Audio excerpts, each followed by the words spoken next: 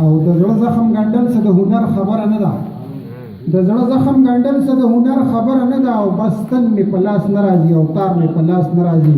خلیل بابا ته بلنه ورکوم چې راشي او موږ ته کلام واورئ. خلیل بابا.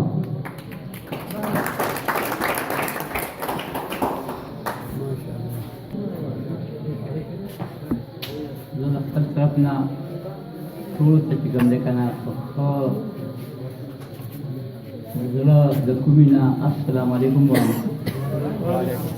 باقي زما خپل یو شعر چې منګې مې باندې کړی دیدن پې د اشنا کوم سلام په دغه وجه د ګودر سبا بېګا کوم. مقصد زما د دوستانو سره ملاوېدو وي. باقي زموږ د شاعر و شاعري سره داسې هغې څه وضع نشته او نه مې دا جنون دی، خو به هر حال یو محفل کې شمولیت پکار وي.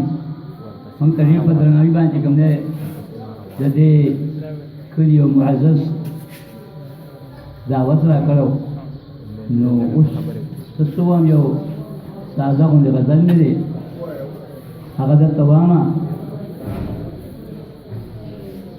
چې زه یې د ظلم او ستم خبرې چا ته وکړم، په زړه یې تېرې کړم د غم خبرې چا ته وکړم.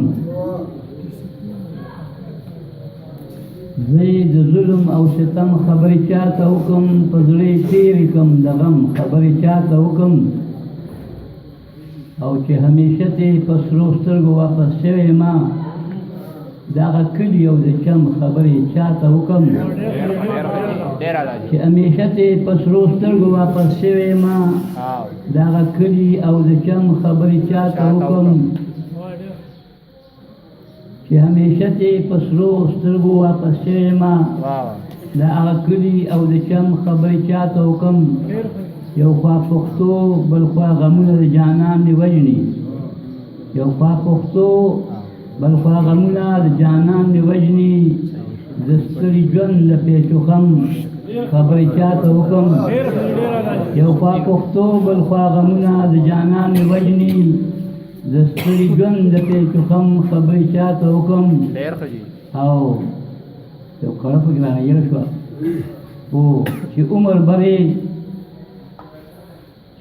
برې په ښه نیت راته کتلي نه دي، چې عمر برې په ښه نیت راته کتلي نه دي. وایي خلیل د دې ګلفم خبرې چا ته وکړم.